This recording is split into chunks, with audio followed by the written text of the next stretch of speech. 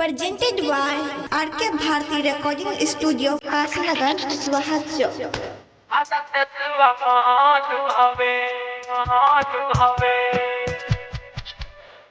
Mixed by Pradhanlal Yadav.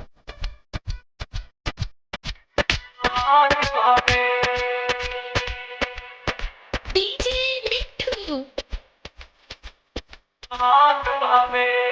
तीनों रंग झंडा पहचान हवे, तीनों रंग झंडा पहचान हवे। अपन देशवा महान हवे, भारत देशवा महान हवे। अपन देशवा महान हवे, भारत देशवा महान हवे। पूरा हिंदुस्तानी के शान हवे, पूरा हिंदुस्तानी के शान हवे। अपन देशवा महान हवे, भारत देशवा महान हवे। अपन देशवा महान हवे, भारत देशवा महान हवे। DJ Mittu.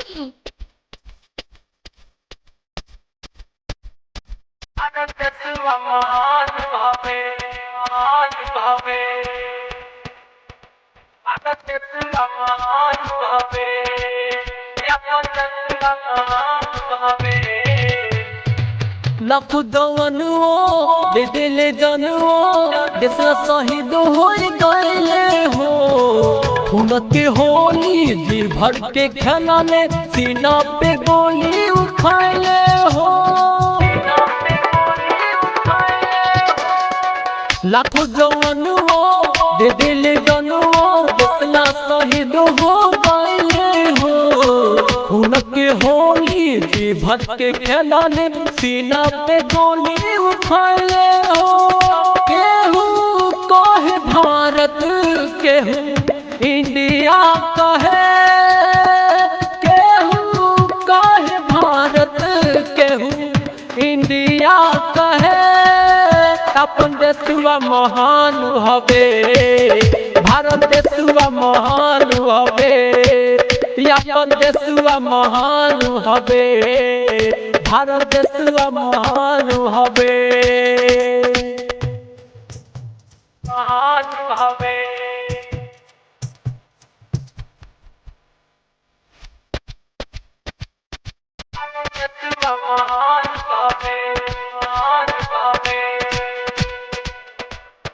DJ Mittu. सोनक चिड़िया होवे देशवा, कहले चंदन सतीश हो।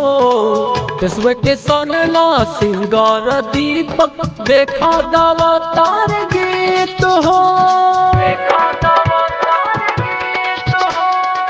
सोना के चिड़िया होवे देशवा, कहले चंदन सतीश हो।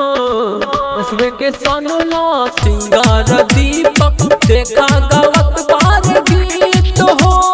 देखा सब करत गुण गान हवे, देखा सब करत गुण गान हवे। अपन देशवा महान हवे, भारत देशवा महान हवे। अपन देशवा महान